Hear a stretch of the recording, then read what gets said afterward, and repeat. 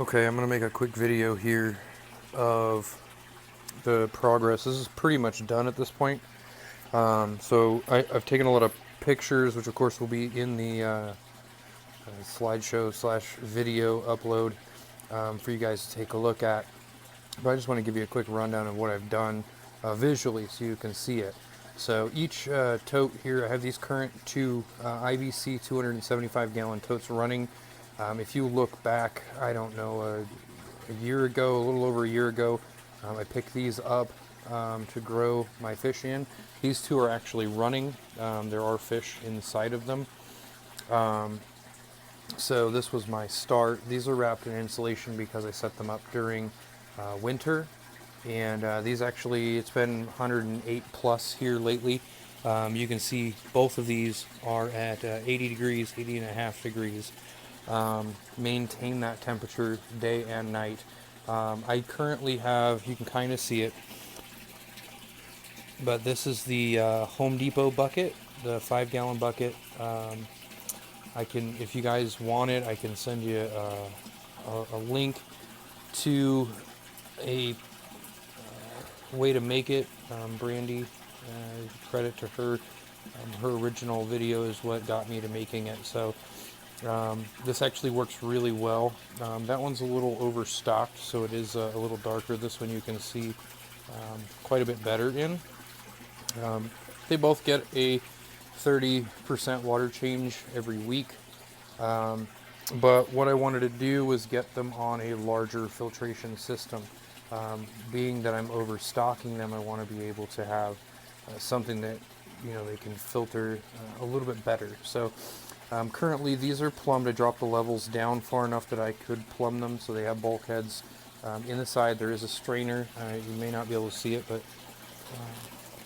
right there is a strainer for the overflow so the fish don't get sucked up. I do have a quick disconnect the union there. So obviously if I ever take it apart, anything like that, it's quick and easy to do. There's just a short piece of plumbing attached to the tote that will be easy to kind of maneuver around. So that was kind of the goal there. So those two are okay. I guess it cut off there, but these are the two new ones that I'm adding in to the system. So I'm setting these up for some fish that will hopefully be coming in soon. And these have been plumbed. Everything is glued together and ready to go. These do run to a 55-gallon plastic drum. I'm going to do a little work on the inside here, just if I need to. I'm going to check and see if I do. I may need to, because the holes are drilled, so the pipes go in there pretty snug, but there is enough room. Obviously, if this fills up a little high, they will overflow out of the holes. I'm probably going to run a bead of silicone under there. While it won't stick the greatest, you know, silicone doesn't stick to plastic really well. It will make a bead that works well enough to keep it water sealed. So we'll see how that goes. This is a 1.5 inch pipe, the black pipe. It's 1.5 inch, plumbed with basically that was the bulkheads I could get a hold of. I wanted to make sure I had enough flow, that there was no concerns with that. And then this basically, I went down to the dollar store and I picked up laundry baskets, so they were $1, obviously. The first one, you may not be able to see it real well, but the first one is just small lava rock, 3/4 inch lava rock. It's completely full. There's probably about 30 pounds in there, which is a good amount. And then the second one, the blue one, can't really see there, is a larger lava rock like this piece. And so just more of a bio load than anything else. And then I did have to run a PVC there, so I wanted to raise the height of this container. I drilled a bunch of holes in it, and I shoved it with polyfill. I may edit that a little bit to kind of address it a little bit different, but we'll see. Right now, it looks like it may be functional, so we're going to give it a try here probably in the next couple days and see how it goes. And then I do have 3 overflows. Originally, I was going to try to figure out how to do it on the outside, but the outside's not an option. So without risking any kind of adverse effect, really. So you can't really see it, but this one is actually higher than these two. This one's very slightly shorter than this one. But the goal here was, this is kind of an emergency overflow. So if the water level gets... Okay, cut out again. So let's give this a try. Again, if the water level gets too high, it'll pick up on this one, which I anticipate that this one probably will anyways. And you'll kind of see as we go here as to why. A lot of the plumbing that I used is plumbing that I've had before, either reusing it or plumbing I've just had sitting around. The bulkheads I actually had sitting around. So what I did, I didn't have another 1.5 inch bulkhead until today, actually. So which was a little late. I did these last night. So I ended up doing 3 1-inch bulkheads, which, based on the research I did when I built overflow boxes, 1-inch bulkhead gravity feed maximum flow is 1,000 gallons an hour.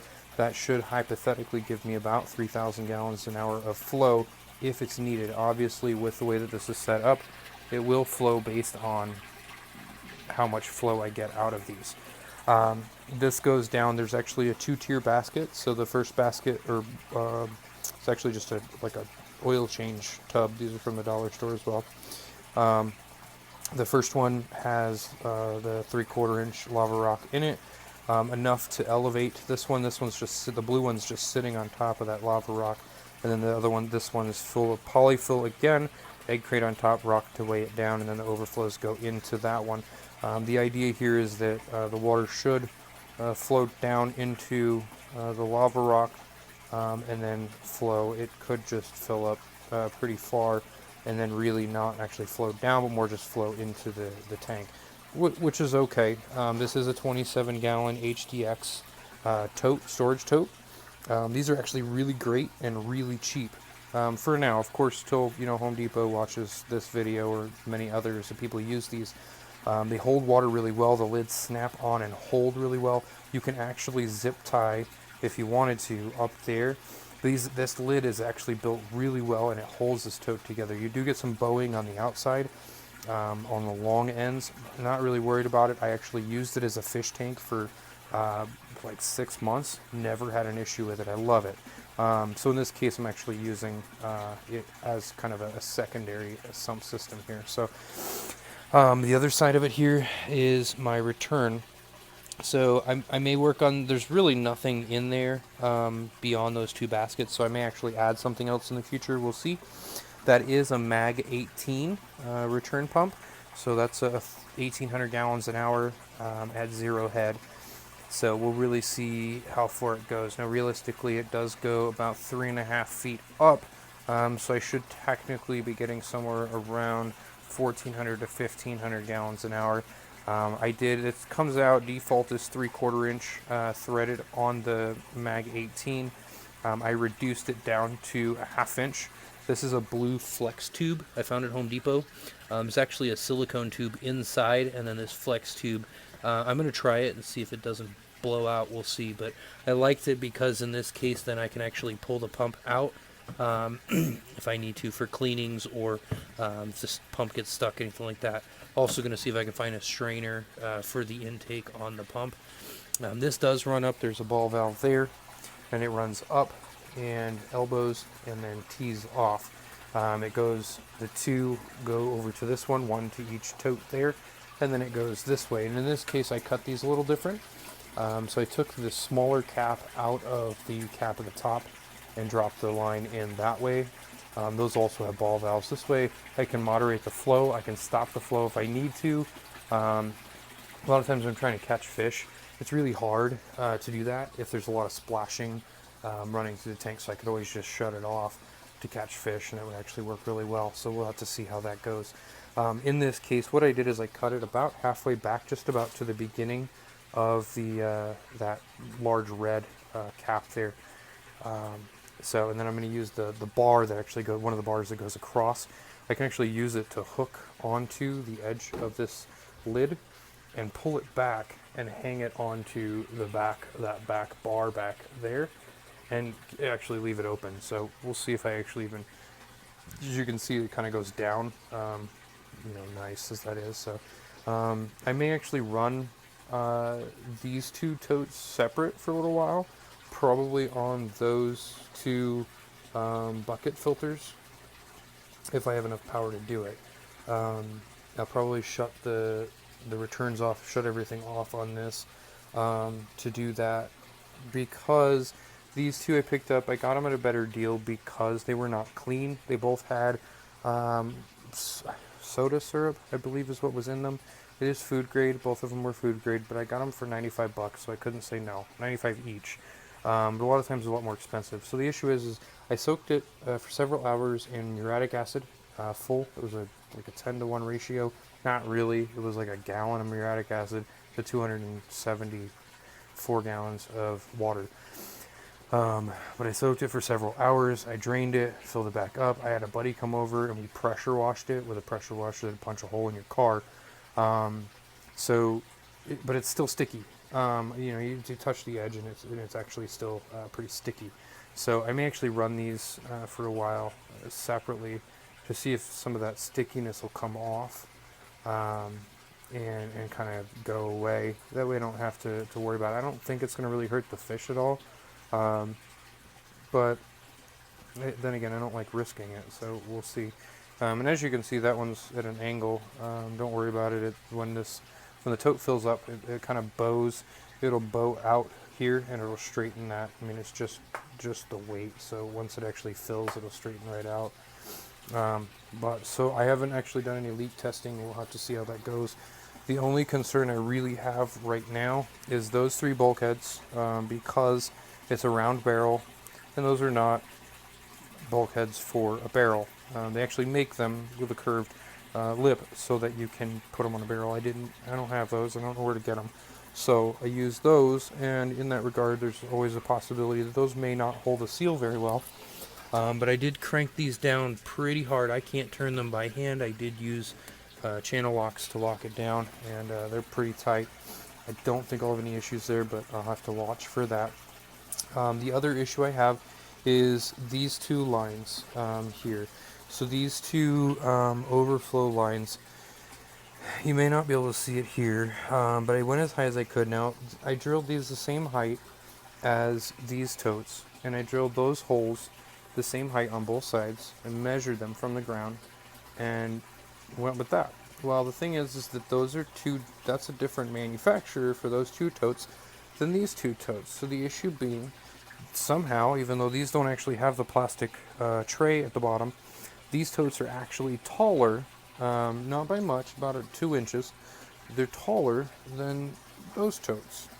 So the issue I'm having is I'm going to have to test it out.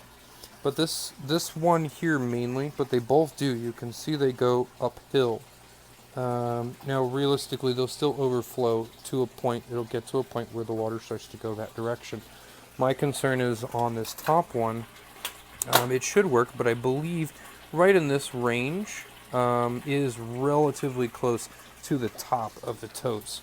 So my concern there's obviously the tote being so full, the opportunity for the fish to jump out. On these totes, I initially, oh look, there's a really big bug. I believe call those June bugs around here. They stink, I believe. I don't know. He's got chompers. Let me assume. Not that this has anything to do with what I'm currently doing, but he's got some pretty hefty chompers. Anyways, I cut the tops out completely because I figured I would cover it. It wouldn't be a big deal. Never has been a big deal until now. It very well could become a problem. So I'll have to kind of keep an eye on it and see. I didn't cut it completely. I did leave a lip here, so obviously if I fill it really full, most fish that I find jump out from the corners. So in this case, they won't be able to actually jump out. If it's really full, they may have that opportunity. They may take that opportunity. So we'll see. Last note there, you may not be able to see it, but the outputs to avoid a reverse flow if the power goes out, I did have the outputs. They do point down, but they're not as low as even the top of the totes. Same thing on those ones. Reason for that is that I don't want it in the water. I initially did want it in the water, but my concern obviously is that if the power turns off, it's going to reverse siphon back into the tote, and it'll drain just as far as the pipe goes down into the water. So I don't want that to happen. So I wanted to go down into the tote because in that case it would help stir the water really well, so that it would go into the overflows. Any poop or anything like that would end up in the overflows a little easier. But I don't want to risk a reverse siphon. So a bit of a concern there, but we'll see how it goes. I should have pretty good flow inside there with it shooting straight down. We'll have to see what the gallon per hour. I watched a video where they actually mentioned you can get a flow meter on Amazon for like 12 or 15 bucks. So I may actually get a flow meter and install it somewhere, probably along the pipe right here, so that I can actually figure out how fast it's flowing. That would be nice to know. But this is the main update. It's kind of trashed right now. I literally have been working. It's like almost midnight, and so I've obviously made a little bit of a mess, and I've got another project up there that's been sitting for a while. So we've got to get on that tomorrow. But I really wanted to get this main stuff on this done so I could let it dry, let it cure, so I could actually do a leak test and an actual functionality test here within probably coming this weekend. I think I'll probably end up doing it. So let me know what you guys think. If you like it, obviously like it. If you have any comments, suggestions, questions, by all means, comment below and let me know what you've got. I'd appreciate it. Share it, and just wanted to let you guys know what I'm doing. Keep you in the loop as far as trying to increase the mass of filtration, as we're sitting at just over 1,000 gallons now in fish tanks on the back patio. So just give you guys an update. Thank you.